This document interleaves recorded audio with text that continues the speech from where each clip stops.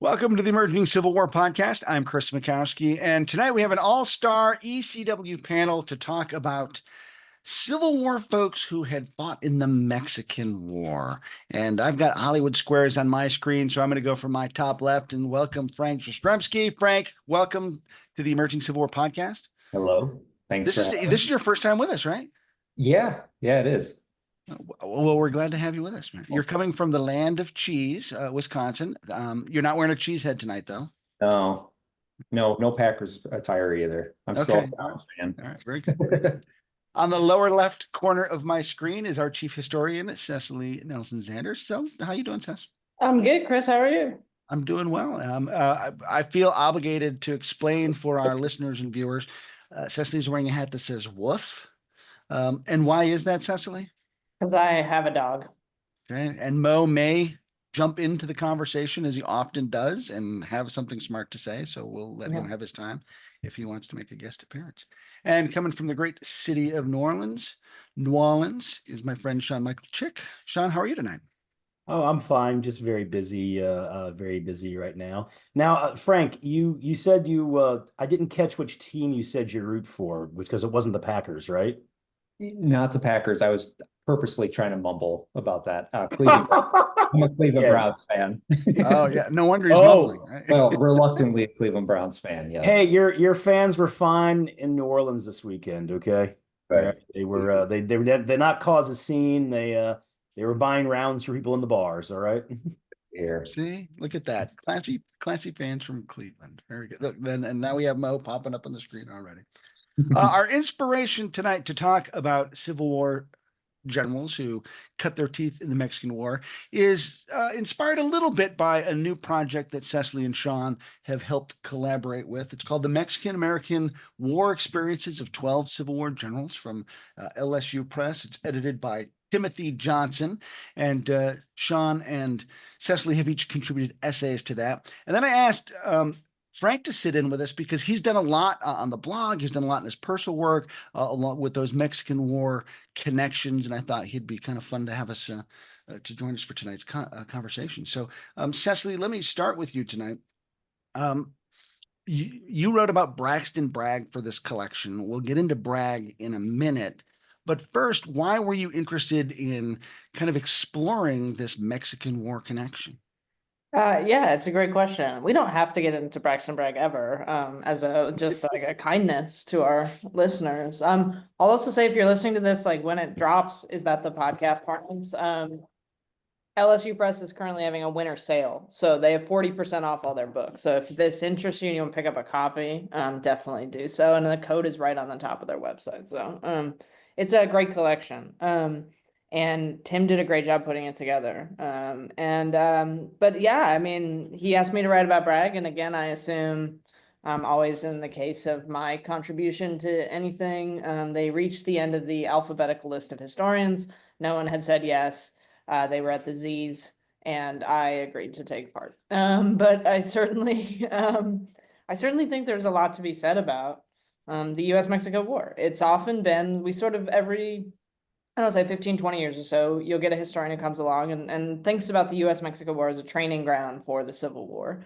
And it's important in that way because it's the first time many of the men who will go on to be the leading officers in the war see more traditional combat, as opposed to what the old army, as it was called, typically did, which was sort of roam around the frontier in pursuit of kind of various reports of indigenous people encroaching on white settlement, when it was really the white settlers that were encroaching on indigenous people, of course. But the Mexican War looks a lot more like the Civil War than any other conflict that any of these men would have taken part in. And so for that reason, historians have sort of fixated on it to see if they can draw any kind of salient parallels to explain the relative kind of quality performance of some soldiers like Ulysses S. Grant, or to explain the sort of foibles of men like Braxton Bragg. So is there anything in these early experiences in the 1840s that can give us an indication of what the 1860s is going to be? I'm just trying to figure out, like, could we have made better choices in who we appointed if we had paid more attention in 1861 to what these men had done in Mexico?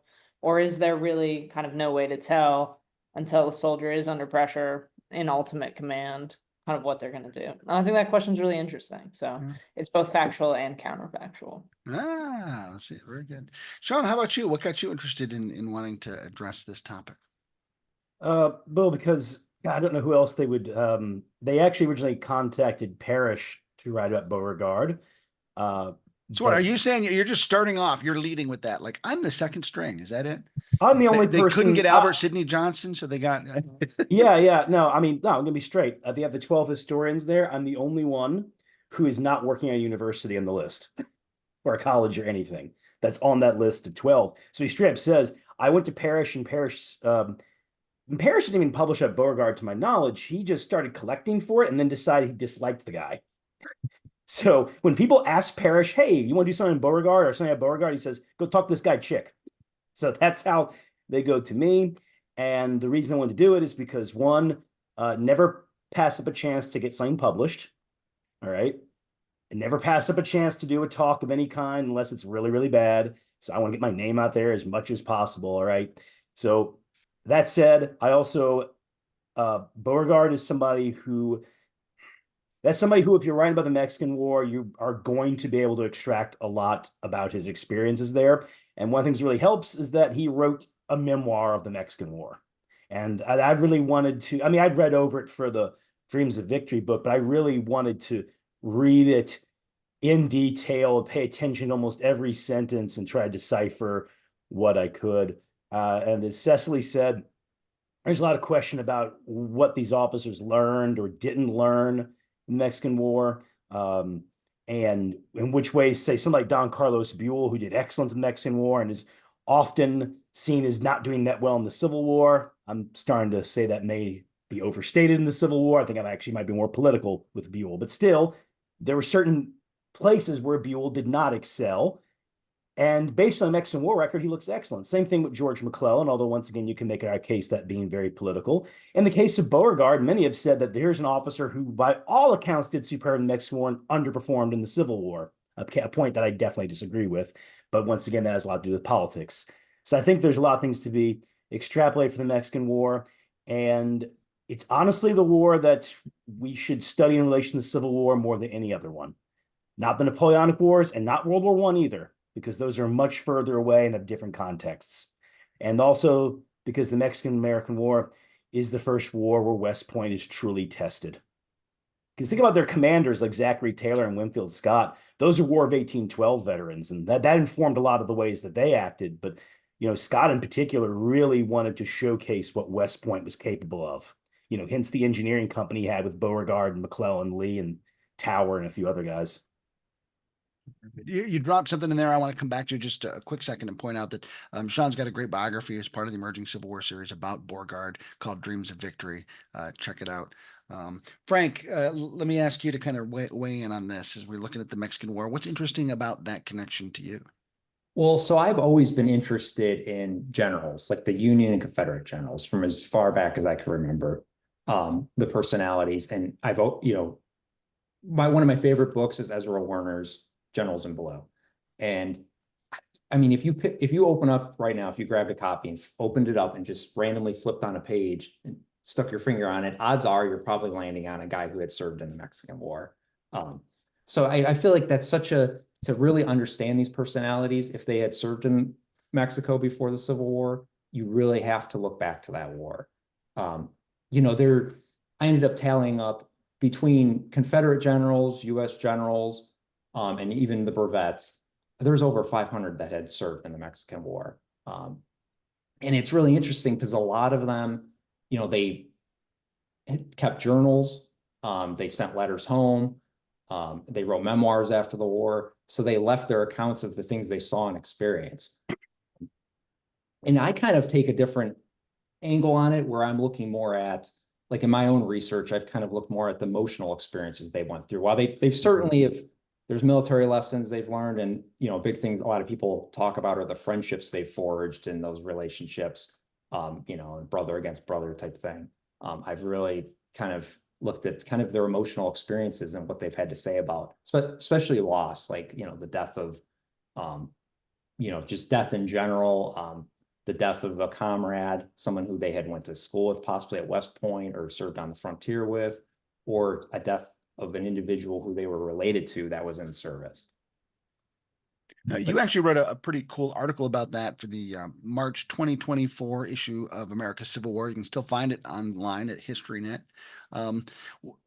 What is it about that emotional connection that carried forward for these guys? Because, you know, it's their first time kind of getting bloody. And so it's an impactful experience for a young man who's gone off to war, who then has to lead other young men off to war later in their career. And, you know, how does that emotional impact carry through? Well, so for a lot of these guys, the regular Army officers that served in the Mexican War, their first baptism of fire was the Battle of Palo Alto and Resaca de la Palma. That was their first. Now, there obviously some of them had served in the Seminole Wars and they had served on the frontier, but this was really kind of the first foreign war we had fought since War of 1812. And a lot of them left different accounts about how they were shocked by what they saw. And I actually brought up a quote from, he's not the most popular general, but Henry Moses Judah. I've been spending a lot of time researching and writing about him. After that second battle, Resaca de la Palma, he ends up writing to his mother, "The field of battle was horrible to view. After the contest, such a sight of mutilations. I cannot describe it. The cries of the wounded still ring in my ears." And he talks about actually seeing like the dead piled throughout all over the field. And he's actually going and helping with what water he had left in his canteen, actually giving it to the Mexican soldiers. Which that's kind of his, you know, this is his first real experience at war, and he's talking about it and how it's emotionally impacting him. And he writes another letter and he talks in more detail about some of his experiences to his mother, Monterey, which was fought 4 months later.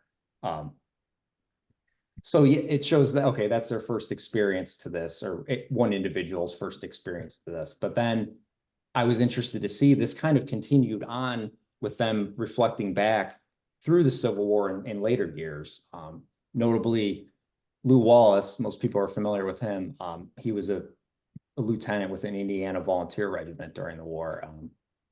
And he ended up going back to the battlefield of Buena Vista 3 different times over a 7-year period. And he just kind of talks about, he ends up writing in his memoirs, he says, "The dead lay in this pent space, body on body, a blending interlaced of parts of men as defined as the imagination of the pen." And he talks about, you know, his pilgrimages to this battlefield and just reflecting. And, you know, he's saying this is one of the most horrible after battle scenes he's experienced after he's been at Shiloh and after he's been through, you know, other battles during the Civil War, which it just, I don't know. I think it's in our heads. Sometimes we think like, or at least that's my impression of it. You know, they fought in Mexico, they fight in the Civil War, they forgot about the Mexican War. It's like, no, this was still, I mean, I don't have to tell you, with Ulysses Simpson Grant writing a significant or dedicating a significant portion of his memoirs to the Mexican War. So this really did, I mean, you know, this did really have an impact on them. Cecily, Frank just mentioned Grant writing in his memoirs, and he says it's the most unjust war that has ever been waged.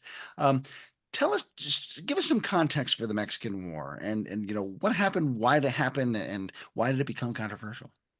Well, it's like, you know, I've been teaching the U.S. History Survey recently, and we've just come through this period. So yeah, of course. So the U.S.-Mexico War is in large part Texas's fault, and as someone currently living in Texas, I will accept the blame for that. But when Texas decides it wants to come into the Union, there is some debate over where the border of Texas should be, and whether that should be at the Natchitoches River, the Nueces River, or whether it should be at the Rio Grande. And Mexico asserts it should very much be at the Nueces River, and the United States asserts that it very much should be at the Rio Grande River. And that means so if it's at the Rio Grande, it's further south, there's more land for the U.S. Yes. Mexico wants it further north, so there's more land for the precisely. And the kind of slave power, which is now constrained by the Missouri Compromise, and there's only so many more places in the country that slavery can go, you know, below that southern border of Missouri, that line they draw in 1820. They decide they need more of Texas because that's potentially more territory into which slavery can move. They thought they might get 4 or 5 states out of Texas. Those would be slaveholding states. They hadn't met Texans yet, and that's fine. They didn't understand that that was simply not going to happen. But as the kind of question of the boundary of Texas starts to simmer, James K. Polk becomes president. He accepts the Texas's request to be annexed to the United States. So Texas kind of voluntarily gives up its status as an independent republic, and has regretted that decision ever since, if you drive anywhere in the state or talk to anyone. And then Polk immediately tells Zachary Taylor, who's got a kind of ad hoc command sort of hovering around the Louisiana-Texas border, to head down toward Galveston and kind of make ready to make a potential demonstration toward the Rio Grande, to potentially, try to suss out kind of what's going on. And so he moves his troops into this, we could call it a kind of no man's land between these two rivers. Mexico responds, shots are fired, US soldiers are wounded, American blood has been shed on American soil, even though it was in this sort of ill-defined space where no one was really certain who had the full control over it. And Polk goes to Congress and says, we have to declare war on Mexico. So Polk kind of manufactures, in some ways, this war quite strategically. He kind of maneuvers the army down there. He challenges Mexico to see what they're going to do. Santa Anna is not a guy that's going to sit down and kind of let an American president bully him. And he does respond. And they kind of both sides get the war that they want. So that's why the first campaigns of the war are under the command of Zachary Taylor, because he was the guy that was kind of sent down there. It's also important to remember that Zachary Taylor, when you look at the kind of generals that Polk could have chosen from to lead this war effort, is the least politically threatening to him. Winfield Scott, who is perhaps the other option and will come in later, is seen as a guy who's much more likely to want to run for president. Much more likely to be a guy who has political ambitions than Zach Taylor, who seems to be sort of a pumpkin-like figure. Like, he doesn't express many thoughts. He's just like, there's not a lot going on up there. Of course, the irony here is that it's Taylor who becomes president, and it is Winfield Scott who never kind of gets that honor, even though Scott arguably conducts the much more impressive campaign during the war with Mexico. And so Polk's got Americans love their pumpkins, and so they do. Dude, Zachary Taylor, I shouldn't invoke sort of fruit or vegetable based metaphors with him, because he did unfortunately die because he ate too many cherries on the 4th of July, but it's fine. And so Polk is making a sort of a number of calculations here, but he knows how powerful kind of military achievement can be to get someone elected. Remember, he's a protege of Andrew Jackson, who's perhaps the greatest example of that. We can sort of shout out the Battle of New Orleans there, and in deference to Sean. And so they get this war underway, and Taylor's going to lead the first part of it. And then eventually, when Taylor starts to become too popular, Polk's going to kind of strategically maneuver to pull him back. And he's going to put Winfield Scott in place to conduct the final campaigns of the war for Veracruz and Mexico City. And I should also note there's a sort of a tertiary campaign that Stephen Watts Kearny leads, that stops in Santa Fe. He conquers the city. He seizes New Mexico and what is today Arizona as part of the U.S. war effort, so extending the Southwest and that potential slave territory, and then goes on to California, where they then consolidate with the Bear Flag Revolt and John C. Fremont in the north, the kind of annexation also of California from Mexico. And I don't think any of the essays in the book deal with anyone who was with Kearny or out in California. But this is why there's some key figures missing, some key Civil War guys. William Tecumseh Sherman, to his great annoyance, spends the entire war in Sacramento, not getting to take part. And so he's there and he's in the army, but he doesn't get to claim the Mexican War experience that someone like Grant will go on to do. But it is seen by the Whigs, the opposition party to Polk, as a naked ploy to grab land, perhaps illegally, in behalf of slavery. And so there's a lot of resistance. And of course, famously, there's a young Whig congressman from Illinois who sponsors something called the Spot Resolutions, which demands that Polk point on a map with a Sharpie, I assume, to where American blood was shed on American soil. That was a young man named Abraham Lincoln, of course, his only term in the national legislature prior to the Civil War, who was one of the sort of strongest voices in opposition to the conflict. Not because he was anti-war, but because he was anti-slave expansion. So lots going on there, lots to unpack, and you know we've got a bunch of different fronts, a bunch of different campaigns, and most Americans, I would hazard to guess, couldn't tell you that much about the Mexican War. Sean, let me ask you, like, you know, how was it you discovered the Mexican War as something to really kind of roll up your sleeves and get interested in? Oh, I mean, of course, I knew about it, from reading about generals, when I was young, and I paid more attention to it, say, God, 15 years ago or so. I was playing this board game called Halls of Montezuma. By the way, not a very good board game. In that game, the Mexican army is nigh invincible, in my opinion. And Zachary Taylor is not very good in the game, which I'm like, this is a really bizarre game. Okay.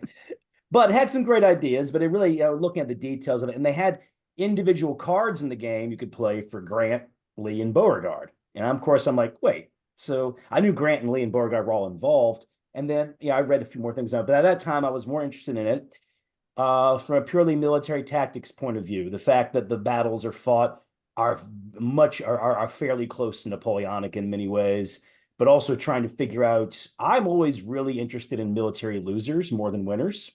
And so I really wanted to figure out, why did the Mexicans do so poorly? And the thing about it, though, as I'm saying this, individual units did excellent. And while you can see while there's a lot of racist reactions to the Mexicans throughout the experience of the soldiers, North and South, that being said, a lot of them commented on the bravery of the Mexican soldiers and how they were misused by their officers, such as guys like Santa Anna. And I mention that too because we have Grant with his opinion that he says in his memoirs. I believe there's actually contemporary letters by Grant where he says that he's for the war. And it should always be kept in mind, too, that the Mexican leadership during this war also wants a fight. And notably in Europe, they're betting that Mexico is going to win. And the Duke of Wellington himself thinks Mexico is going to win. And at this point, Wellington is the greatest living soldier in the world. Both sides are looking for a fight, and both sides are led by very mendacious political figures. But I really wanted to know not so much why we did so well, but why the Mexicans did so poorly, which is beyond the purview of this book necessarily. I did want to add also, you were mentioning all the other campaigns, got the Kearney campaign and the California one. And of course, an essay on Sherman would just mostly be him being annoyed, like Cecily mentioned. One I would have really wished was in there, just to say, was one on Sterling Price. Because he held a major, he commanded a regiment of mounted infantry, and he was involved in those tertiary campaigns. I'd always be interested in seeing how the Mexican War influenced him, because he's such a fascinating and odd general in the Civil War. Tactically not the best, but also just really good at getting at maintaining morale, and was very popular in Missouri. So I thought that would have been fascinating, but nobody took up the Sterling Price banner, unfortunately, if it was ever offered. It's interesting you mentioned that. I've been doing some research lately about how the press covered Stonewall Jackson early in the war, and he's often mentioned, as the Great Stonewall, but he's held up to Sterling Price often, and I think that's because Price is bringing in that Mexican War reputation, and some of his early war exploits make him think that he's going to be the next big guy. But also Price, they're like, he won Wilson's Creek and Lexington. And he's really sticking it to guys they hate, because Southerners at this point hate Nathaniel Lyon and John C. Fremont with a burning passion. So that makes perfect sense. And so having that Mexican War reputation that he's able to bring forward and then have these early victories is like, oh wow, he's the next guy. So Frank, what's your Mexican War origin story? Well, like I had mentioned, I mean, I became interested in it through the generals, like through studying the generals. But then I really started studying it was when I was in graduate school. I decided to kind of look at the psychological aspects of the volunteer soldiers, like what they went through. I talk about like the reactions to like boredom. A lot of them ended up not fighting. I mean, there was a significant portion who didn't. They were bored or they were in camp. And died of disease. And I talk about them dying of disease and how they reacted to that. And then I do talk about some of the battlefield, witnessing their comrades die. But ever since, that's been going on, a few years now, I've stayed interested in it. And I keep being drawn back to it because I just feel like it's kind of it's one of these areas where if you're interested in the Civil War, I feel like you need to look back to the Mexican War to really understand just kind of not only like these personalities, but where the nation was at, and just like I said, just get really a grasp of who these people were, these generals.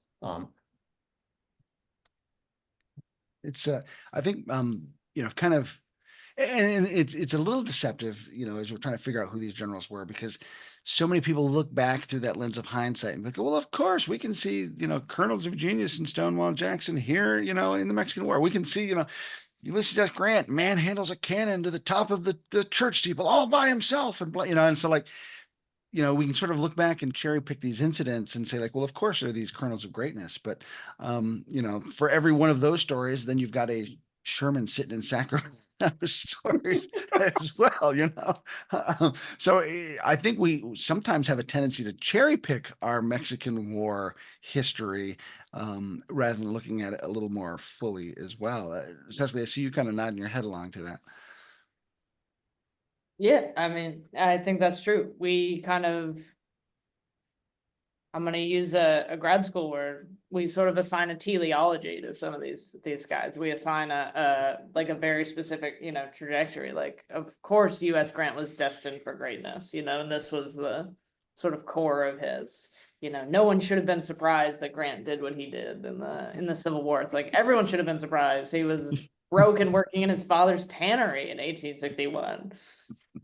Grant was a nobody, right? Like he had that Mexican War reputation and the entire world forgot. And then he had to rebuild it from the ground up. But we kind of want to draw these, what historians call these sort of teleological links. I saw a funny tweet the other day that was like, I don't know what teleology means. Like, yeah, I mean, fair enough. But yeah, this idea that, of course, like, because this, then that, and always on a kind of upward trajectory. And so I think there is a danger of doing that in the Mexican War. But I think as Sean has sort of gestured to, we can name a number of people whose Mexican War reputations, who would have been better to end their career, to retire after their first championship, and to not have gone on to play another season. Like there are some guys who would have benefited from just hanging up the cleats after Mexico, and sort of my, subject, certainly one of them. Well, so yeah, that's a perfect segue to Braxton Bragg, who really comes out of the Mexican War with a really great reputation and puts him kind of on par with some really big stellar names in the Confederacy, and maybe doesn't live quite up to that. No, and Bragg's interesting, Sean has the benefit of Beauregard having written a memoir about the Mexican War. Bragg never wrote about any of the wars he took part in. And I think, I mean, to his credit, that was probably the right choice. I don't think there's anything he could have said that would have convinced anyone that he was on the right side of history. But yeah, he's a hero at Buena Vista. He becomes a kind of national icon for a supposed utterance of Zachary Taylor's when Taylor kind of charges onto the battlefield as the Mexican army is advancing through the streets of the city. The U.S. is outnumbered. Bragg is in charge of an artillery battery. He had graduated high enough at West Point. He was fifth in his class. He'd chosen the artillery as his branch. And he was good at artillery. And my essay is really about how he was in sort of essential in convincing the army of the value of flying artillery or light artillery. And the Mexican War really does kind of advance that kind of tactical thinking, instead of the old heavy artillery, the more Napoleonic kind of style. But Bragg helps to stymie this advance along with some Mississippians under the command of a guy named Jefferson Davis. This links the two of them in really interesting ways. They kind of are friends, and Davis's loyalty to Bragg is something I've written about for ECW. Some of the volumes we've done, the What If volume, that essay really centers on their friendship and relationship. But yeah, Bragg becomes a hero because apparently Taylor rode up to him as Bragg was firing into the advancing Mexican army and said, "A little more grape, Mr. Bragg." He either said it sort of nonchalantly or he thundered it, depending on which newspaper accounts you read. But that's such as like a pithy line, in reference to grape shot, and Bragg becomes associated with this monumental U.S. victory over overwhelming odds. And so Bragg becomes this hero, but he also is already showing signs of a lot of the character traits that will lead him to be sort of troubling in the Civil War. He quarrels with high-ranking officers. And so when it comes time for Winfield Scott to begin to pick which officers he's going to take with him to Veracruz, he picks many of the men who had been with Taylor, the Ulysses S. Grants, but he leaves Bragg out because Bragg had already gotten on the wrong side of Scott. He had sort of been considered contentious already because Bragg was a stickler for rules. He would complain vocally when things weren't kind of going according to what he viewed as the correct and proper way to do things. And it got him on the bad side of some really important people. And his Mexican War career actually also gets cut short. So, he doesn't get to go to Mexico City like many of the other officers do. And so I think Bragg's experience shows us a couple of things that, he was good as a subordinate. He was contentious and difficult to work with already. But he also had some understanding of tactics. But I think, the key thing to take away is that I don't know that Bragg learned anything in Mexico that made him a good or bad Civil War general. I think the case with Bragg is his reputation outpaced his ability. I've always considered Bragg a perfect example of the Peter principle, a guy who's promoted just slightly too far above their actual skill level. I think Bragg would have been a great brigade commander. He did well at Shiloh as like a subordinate, under Sidney Johnston.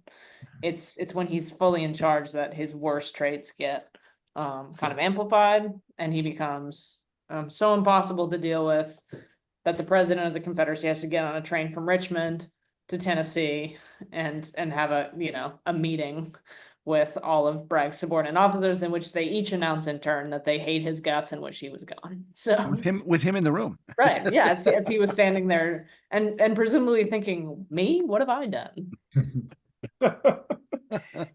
There was I did want to mention this because the Bragg thing, because I'm doing all the Shiloh research, and I find him at Shiloh very erratic. But one of the things that I thought was really interesting is he launches Randall Gibson's brigade into these attacks at the Hornet's Nest. Mm-hmm. And one of the fun reports is written by Benjamin Hodge in 19th Louisiana. And all he says in the report over and over again is, we kept asking Bragg for artillery and he kept saying no. Or he kept ignoring it essentially. And they make that point over again. And I'm reading this, I'm like, wait, isn't this guy supposed to be like an artillery expert? Yeah. And then also the thing about this is right before that, Bragg oversaw finally beating Sherman's division near Rhea Field. One of the reasons they did that, but Bragg didn't order it, was Confederate artillery just started massing together at that point and eventually got supremacy over Sherman's artillery. And there's also some of that on the second day of Shiloh, Bragg launching disjointed attacks with no artillery support. And I kind of was wondering, I was like, wait, isn't the guy supposed to be I thought it was going to run him actually using artillery well at Shiloh, and I didn't really see it, But that being said, he's erratic. He's got some of the good moments. He's got some good moments at Shiloh, though, to be fair to him, But yeah, so that's something I noticed when I'm reading your essay, that because I really wanted to get into that one, because I was like, wait, what was his artillery experience beyond just him firing canister at Mexicans at Buena Vista, Yeah, it was more that he sort of showed that flying artillery could work, not necessarily that he was a great artillery genius, I think. Gotcha. Yeah, it was like, he was one of the first guys to really have the chance to demonstrate this new artillery style. And he did quite well. And in the training of Taylor's army, they often comment upon how often he was drilling his men. Like he had them out there rain shine every single day so that their artillery maneuvers were perfect. But this is the same kind of OCD or sort of relentlessness that makes men like, Sam Watkins say that no man in his army ever loved him. He's just kind of too much at the end of the day. It could also be said, just in brief, that you have generals who drill their men a lot who are much more popular than Bragg, but they have other attributes that Bragg does not have. A guy like McClellan still has that winning charisma. Bragg doesn't. Yeah. Well, McClellan had two eyebrows, and that's an advantage. Oh God, you're right, because Bragg does look kind of like the Wolfman sometimes. It's the unibrow, Yeah, just irresistible. It's like it just draws you in. Yeah. So there's actually a previous episode of the Emerging Civil War podcast where we talk about the rock star egos of the Army of Tennessee and how Bragg really kind of catapults himself to corps command on the reputation from the Mexican War, and he's placed with the Episcopal Bishop of New Orleans. He's placed with the former Vice President of the United States. He's placed with the great war hero Albert Sidney Johnson. If he's not a general, the South doesn't have one, and so like he's in this concept, and Hardy, the guy who writes the tactics manual for the army, and Bragg's in pretty big company because of this Mexican War reputation that it gets to drive. And it's, as Cecily has implied, it's far above his capabilities at that point. Sean, let me ask you to talk a little bit about the subject of your essay, Beauregard. You're wearing a Beauregard pin there, by the way. We'll point that out. What sort of reputation did he come out of the Mexican War with? Overall stellar. He's on everybody's short list for the officer who's excelled the most. You could even make a case that he's second to Lee in Winfield Scott's estimation. And one of the things about Beauregard too is that somebody like say, okay, we're talking about Bragg, he's in charge of a battery. Thomas has artillery experience. Beauregard is very close to Scott the entire time. He's in the engineering company. He is integral to the planning of several different battles, especially important for deciding the grand attack at Chapultepec. Now, one can make a case that Scott may have already settled on that in his own mind, but when Scott holds that council of war and makes it very clear that it is not a council of war to avoid a battle will be fought.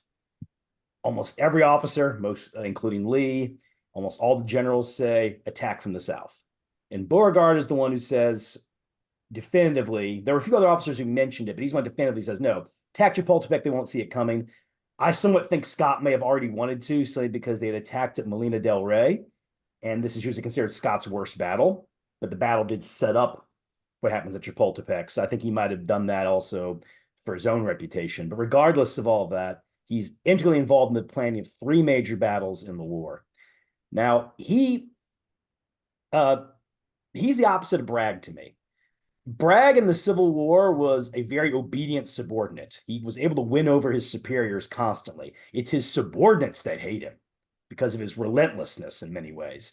And Beauregard is kind of the opposite. He is a pain to his superiors and is usually well liked by his subordinates. And you see that in Mexico and in the memoir, because in the memoir, he's rather critical of a number of generals, but especially Scott. And he does praise Scott at certain points, but he's actually much more critical of Scott than I expected.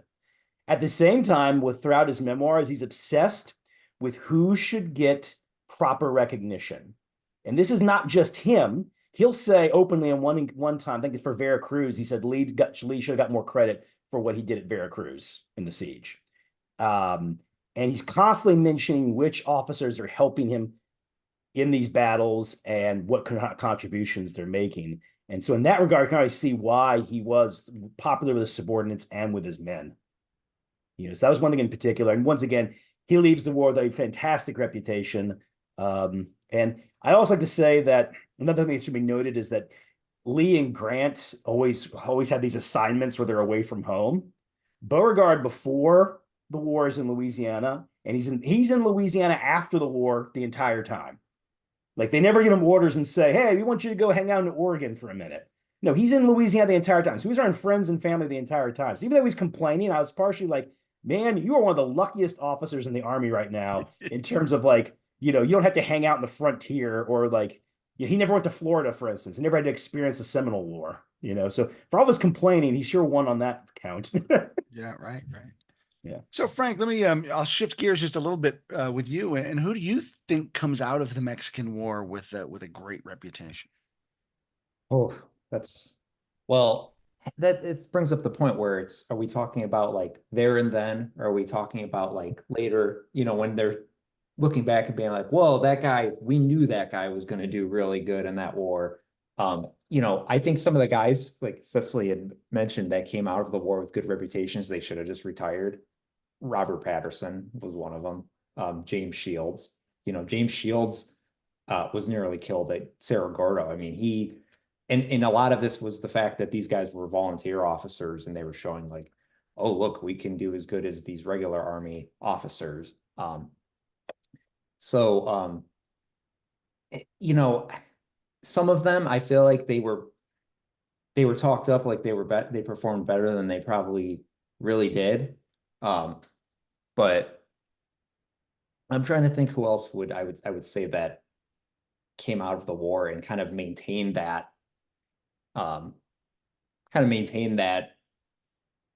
ability, or seemed like they still were able to perform at that level. Yeah. It's I would say probably Robert E. Lee. You know, he comes well, out of that. definitely, yeah. He's Lee's up the there. golden boy, right? Definitely. Yeah, I was gonna say it's mainly at like the junior officer level. You know, like we were just mentioned about Sterling Price, you know, he came out of that war with a good reputation. And it's interesting, I was kind of doing some reading and kind of, while I've looked at kind of the emotional side of things, I've also looked at kind of how the war impacted them, some of these generals, through disease, like illnesses that they had, you know, got during the war, if they were wounded, kind of how that's influenced them through time. And one that I've been looking at a little bit is Sterling Price. Like there's some speculation that some of his illnesses he had suffered during the Mexican War kind of impacted him later during the Civil War. You know, I've looked at Darius Couch, you know, he was in bad shape after the Mexican War. He never really recovered from his health. So that may have impacted his performance later during the Civil War. So I mean, I've been trying to look at some of that stuff as well. Just like I said, the impact, long-term impact from serving in the war. Now, you know, one of the questions you guys have all sort of touched on a little bit is this idea between sort of the, you know, what West Point can do and, you know, kind of showing the success of the academy and the professional soldier and the professional officer corps. Cecily, let me ask you there, you know, what's at stake during this war for this young officer corps that's now out trying to prove West Point's reputation? Yeah, and Mexico is considered to a much greater degree the West Pointers' War of the 19th century. You know, there simply weren't enough West Point guys to do all that was needed in the Civil War. A lot of guys had to rise through the ranks to help in that conflict. But West Point, for the most part, your officer positions are going to be, save for a few maybe, you know, regimental level commands, a lot of West Point guys, and they're going to get a lot of brevet promotions, and that's going to cause a lot of ego issues. But this is the first war in which West Point officers are going to be put to the test, a traditional war. So we think about the War of 1812. West Point is founded in 1803 by Thomas Jefferson. There's not really enough time to get enough senior officers in place by the time of the War of 1812. You know, that would have been kind of highly improbable. You're gonna get a mix of guys like Zachary Taylor and Winfield Scott, who are going to lead the armies, are now West Point guys. They're guys who had volunteered in the War of 1812. They'd kind of made their names. They had gone out to the frontier, down to Florida, what have you, in the interim period. But the kind of junior officers are by and large West Point guys. And they kind of have this kind of remit to really prove what West Point can do. And so remember also that West Point was, you know, it varied between a 4 and 5 year course of study, but the only time you actually studied tactics at West Point, if you went there in the antebellum period or in the period before the US-Mexico War, was in your final year. It was an engineering school. You were taught how to conduct sieges. You were taught how to map terrain. These are all things that are going to come in very handy when you're trying to invade a foreign country, for example, like inner Mexico. And so West Point is going to prove like that it can produce very capable engineers, very capable kind of a mobile officer corps that can do kind of multiple things. But we should always keep in mind that like the point of West Point was not necessarily to train great tacticians. And that's something that the US Army, even though West Point is critical in the 19th century, is kind of going to rely on the innate genius of certain individuals who can kind of for themselves prove they have some sort of foresight or ingenuity when it comes to tactics. I mean, I tell my students this all the time. I said, remember in the Civil War, the officers on both sides took the same exact classes in tactics, which is why they're just constantly trying to flank each other for 4 years. It's just, they're just turning in circles, right? It's the guys who can kind of innovate and break out of that. Some of them are West Point guys, but some of them are these guys who rise through the ranks that really kind of shine. And it's not because of any West Point education they got. West Point was for engineering. It was for science. It was for math. maybe a little bit of French. But in Mexico, West Pointers sort of have a lot to prove because it's the first time they're going to be fighting in a really traditional war. And so I think they take it really seriously. And I do think I would call it to a much more significant degree a West Pointers war than the Civil War. But you're looking at sheer numbers there. You also get the emergence of a real rift that will carry on through the Civil War between West Point officers and the volunteers who make up the men they are to command. And the two never fully kind of gel. There's always going to be a tension between civilian armies and professional officers. And that's going to be a key feature of the Civil War. But it's also a key feature in Mexico. When you'll have a lot of volunteers who are eager to go to war, and this is always a great adventure for young men. They want to sign up, they want to defend sort of American territorial sovereignty, what have you. And they get there, and all of a sudden, this guy who they've never met before, who's wearing sort of shiny things on his shoulders, is telling them they have to get up at 6 a.m. because a bugle is blowing and march around aimlessly in patterns on a drilling field, and they can only eat at certain times, and they have to muck out stables. And they're like, who's this guy to tell us just because he has a fancy degree, you know? And so there's a lot of kind of resentment. These guys, civilian soldiers do not adapt well, and this is the case in Mexico, but also in the Civil War, to military life. It is so antithetical to kind of the American ideal, right? It's the army is not democratic. It is not kind of lowercase Republican. You do not get to state your opinion if you are a private soldier in the ranks, and you have to show up or you get in trouble, and then they beat you up. It's really hard for the volunteers to submit themselves to kind of West Point expectations. I think two things that West Pointers prove is that they don't like volunteers and volunteers don't like them, but also that West Point training is good for a number of things. And I think the engineering, the map making, that kind of stuff really comes to the fore in the final campaigns of the war. It's what really pushes the U.S. to victory. If we want to get back to Sean's question of not why the U.S. won or Mexico lost, but I think one of the big reasons the U.S. wins is that engineering capacity, that kind of the industrial might that they can kind of bowl Mexico over with, but also the intelligence of the men who were the first beneficiaries of that West Point curriculum. Yeah, it's also, I mean, Mexico, you mentioned industrial thing, they had problem making gunpowder. So actually the U.S. Navy's blockade is not stated enough. It's decisive in Mexico's defeat. And as much of a snake pit as American politics is, it's got nothing on Mexican politics at this time. I mean, they're both racked with political problems, but the Mexicans are just much, much worse political problems. And there was also I just mentioned I think about the volunteers during the war and the tension between them. And one things I'd praise Grant for is you actually don't see that with Grant as much. But somebody like Sherman, especially the way he talks about volunteers before Shiloh, I mean, it's you can see why a lot of officers did not like Sherman at Shiloh. It wasn't just because he was surprised. But another thing too, we're talking about the volunteers and the republicanism.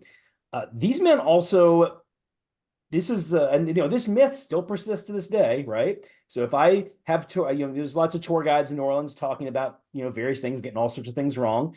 But whenever they talk about the Battle of New Orleans, the version of the Battle of New Orleans is there's a bunch of dumb British guys in bright red uniforms who get gunned down mercilessly by American frontiersmen sporting rifles, which is not true. But that the Americans who are, and they are looking back to the tradition of the Revolution. I mean, remember, every 4th of July, both Union and Confederate armies are toasting Washington and Jefferson. But one of the things that they grew up with and loved was the idea of like Lexington and Concord and Bunker Hill. The idea that a bunch of militiamen got together and defeated the greatest army ever, which first off, the British Army isn't the greatest army not that time. And second off, Washington had to create a professional army. The militia was important, of course, but these Americans have been fed an extremely skewed version of the American Revolution and what it took to win. So I think that also plays a part in the way those soldiers are reacting to things, So. And I'm always disappointed when you recounted there the popular image of the Battle of New Orleans, and I'm always disappointed that we forget to mention that obviously the Americans had alligators that they were shooting cannonballs from, as Johnny Horton's song told us many years ago. Oh, and pirates. Remember, half Oh, yeah. half of Andrew Jackson's army are pirates. And who led the pirates? Is it really bad movie, The Buccaneer, with Charlton Heston Oh, yeah, plays Charlton Heston. Jackson, you know? I've only seen clips of it. I'm terrified to watch it. I might watch as part of a bad movie thing though, you know. But yeah. You're quoting the Johnny Horton classic, right? And That's right. yeah. So that's just, and that version is still spouted by tour guides in New Orleans to this day. Yeah. You know, and I still have people who will come to me and ask me about tactics in that era, and they're like, "Why'd they wear bright uniforms?" Like, you ever seen a musket go off? Try seeing a few thousand. Yeah. How much smoke it's going to create. They're wearing uniforms like that in part for identification. Think of it as like football teams in that regard. And then the light goes off. Yeah. It starts to make sense, you know, instead of the popular view of, oh, people in the past were dumb. And I'm like, okay, they didn't have all the medical knowledge you have, all right, but they do know what smoke is. All right. So as we head into the home stretch, Frank, I'll start here with you. So what would you recommend to someone who is trying to kind of understand the importance of the Mexican War as it relates to the American Civil War? Where would you point them? What would you suggest? What guidance would you offer? Well, book wise, definitely anything Tim Johnson's written, was that essentially the person who put together the book that both Sean and Cecily contributed to. I mean, he's written about Scott's campaign. He's written about Scott. He's written about Tennessee's involvement in the war. So he's a good source to start. Jack Bauer, his book is a little dated, but he wrote a general history of the Mexican War, which that's a good one. Eisenhower's son wrote a book about the Mexican War. That's a good general, just overview of it. So I'm obviously, for my cemetery interest stuff, I'm interested in the dead, like, of the Mexican War. So there's a good little book. It's only like 130 pages or so. It's called The Forgotten Soldiers, and Stephen R. Butler wrote that. And he kind of goes into just, where these soldiers had been buried in Mexico when they died, how their remains, if their remains were returned from Mexico. I believe it was his dissertation, and he kind of just he ended up publishing it into like a separate little book later on, but you can get that on Amazon pretty cheap. It's only like $12 or something, but I find it really fascinating. Just his angle talking about, like I said, he's examining where he thinks most of these volunteers or regular Army soldiers were buried. A lot of the officers were returned from Mexico. Well, not a lot of them, but there were many more officers returned from Mexico than just the regular soldiers. So there's a lot that were still buried there, if their remains are existing. So yeah, his book's a good one. I mean, there's a lot of good ones out there. Yeah. Those ones are the ones that stick out. And let me give a shout out to the work you're doing with shrouded veterans and the work that you're doing to get headstones for soldiers who have been unidentified or been sort of quote unquote lost. And you've just been doing some great work. Give us a little plug if someone wants to know more about that work. Yeah, so I have a Facebook page, Shrouded Veterans. And then they could just follow. I have my Twitter, just my general Twitter page that I do share some stuff. But I would encourage people to go to my Facebook page, because I try to share projects, like any graves that I've had placed in unmarked, or any headstones I've had placed in unmarked graves. That's where I like to feature them. And I usually, provide a photo, and then I do a little profile of the individual. But most of my work is dedicated to 19th century veterans. So Civil War, Mexican War, kind of like the big ones. Right now I'm kind of working on something where I'm compiling a list of all the Mexican War officers that served, the American Mexican War officers that served in the war. I'm working on the regulars right now, and then I'm going to work on the volunteers, but I'm listing where they're buried, or where I think they were buried, if they have a headstone or not. And I'm kind of looking at when they died, the age they died, if they served for the US, or if they served with the Confederates. And then I'm going to compile all that data into, hopefully, well, right now it's a really long spreadsheet and it's taking a really long while to compile it, but I'm hoping to publish something on the blog, the Emerging Civil War blog, just kind of analyzing it, being like, okay, well, this is how many regular Army officers served in the Mexican War. Or I mean, served in the Civil War, either on the Confederate side or the Union side. You know, what was the average age that they died? How many were killed in Mexico? And also is a guide too, if you're interested in going to these cemeteries and finding where they're buried. It's like, I want to be able to share that with people. You'd be surprised, you know, how many may actually be located near you. So yeah, so I'm hoping to share that in the near future. It's great work you're doing. And again, you can follow along too. We try to highlight that in the Emerging Civil War newsletter each month as well. So you Yeah. can follow along. Yeah, I usually have a each month I share just kind of a profile on the blog. Just to kind of, I try to pick out the projects I find the most interesting, and then I highlight them and kind of share a photo of their headstone and just kind of talk about, you know, their background, or like I said, something I find the most interesting about them. Yeah, some great stories, Sean, if people are interested in kind of exploring that Civil War, Mexican War connection, what advice would you have for them? I did want to real quick mention that all the books that Frank mentioned are really good. I really liked Bauer's book a lot. That one really is held up in a lot of ways very well, I'd say. Good analysis. And of course, Tim Johnson, he also has a biography of Winfield Scott. And I do want to mention, because we're talking about the Mexican Army, that Osprey Publishing had a short book on the Mexican Army in this period, but it's done by one of their best historians. And I found a very good introduction to the Army and essentially why it has all the problems it does, especially tactically. I would presume if one's really going to get into the connection between them, you probably have to just pick up one of the biographies of the generals, unless, of course, they did leave memoirs behind. Cecily, though, mentioned Bragg really didn't, Bragg, for instance, didn't leave as much of a paper trail, of course, as, say, Beauregard or, oh God, who was another one who left a big one?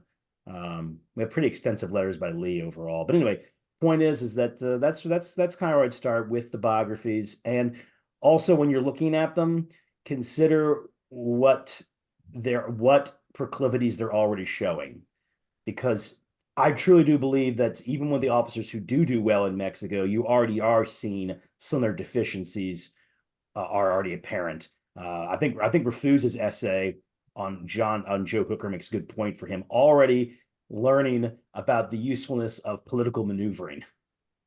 I think he makes a good inflection there. I really love Refuse's essay. That was an excellent one. Anyways, so that's pretty much it. Very good. My introduction actually was Jeff Shara's novel Gone for Soldiers, which was kind of his third book after he wrote the prequel to his dad's book, and then he wrote the sequel, and then he went back to the Mexican War. And I thought it was a great novel, and it really piqued my interest in trying to find out a little bit more. And then, real quick, Grant's memoirs, of course, Grant writes about that. Yeah, I'm always the only thing with Grant, of course, I'm always like to say, be careful with Grant's memoirs. One of the advantages of Beauregard's is that he wrote it very soon afterwards. So, and in general, what I found Beauregard in his Civil War memoirs are not a great read, I like to say, but they are pretty accurate. He doesn't get too much off target there. I'm really curious though, because it's a Shara book, who are the perspective characters in the Gone for Soldiers book?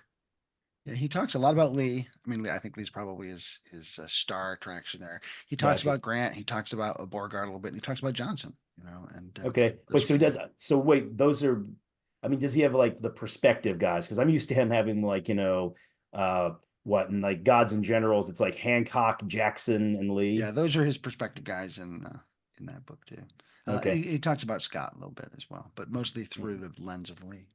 So and one thing I'll add before I turn it over to Cecily here about Grant's memoirs too is, one of his agendas with writing that book is to talk about being an American, and he was born an American. And so he was really critical of the Mexican War because of a lot of those political considerations that Cecily had mentioned earlier with the slavery expansion. And so sort of talking about how the Mexican War was such an unjust thing because it's really part of his overall structure of defending America as an idea. And hence his use of the word national. What's that? His use, remember, he refers to it as the National Army. Yeah. Got the memoirs. Very interesting. Yeah. All right. Cecily, as our kind of wrapping things up for us tonight, if people want to make that Mexican War, Civil War connection. Sure. Yeah. I mean, the first book I was ever assigned on it in Gary Gallagher's military history class was Richard Winder's Mr. Polk's Army. It's a great little social history of the Army. It looks at kind of statistics and data to talk about the volunteers and where they came from and their experiences as compared to the regulars. It's a great little book. Texas A&M Press. And then more recently, Peter Guardino wrote a more sweeping history of the war called The Dead March. Again, more of a social cultural point of view, but he also gives attention to the Mexican experience. I think it's if you want the down and dirty tactical, Bauer's book is still the best on the US-Mexico war. But if you're interested in maybe more the social cultural, Guardino's book is really, really great. Yeah, and then those memoirs and biographies, I think, are the place to go. And like Sean said, whenever I teach the Mexican War, I find it really difficult to wrap my head around the politics of Mexico at the time and what it's going through and undergoing. So sometimes a sneaky way, if you're really interested in that perspective, is I hate to admit it, reading books about the Mexican Revolution and the Texas Revolution, because that gets you actually some background and basis for the conditions of what's going on in Mexico. But yeah, I think sort of a great deal of value in sort of biography and memoir, and then whoever kind of had produced memoirs themselves. I mean, and you know, I can't recommend enough Winfield Scott's memoir, not because it's good, but because he wrote it in the third person, and it's hilarious. Passages where General Scott, written by General Scott, sort of valiantly marched into Mexico City. I mean, it is something every Civil War historian, Civil War fan needs to read at some point in their life. It's just an absolute trip. So a real pitch there for Winfield Scott's very restrained memoir of his time as, in his own estimation, the greatest soldier who had ever lived. So. And of course, I'll give a final plug for the Mexican-American War Experiences of 12 Civil War Generals, which Cecily and Sean have both contributed to, edited by Timothy Johnson. So, Frank, Cecily, Sean, thanks for being with us tonight. I've enjoyed our conversation. Thanks, Chris. I'm Chris Mackowski for the Emerging Civil War Podcast. Thanks for being with us. We'll see you online and on the battlefield.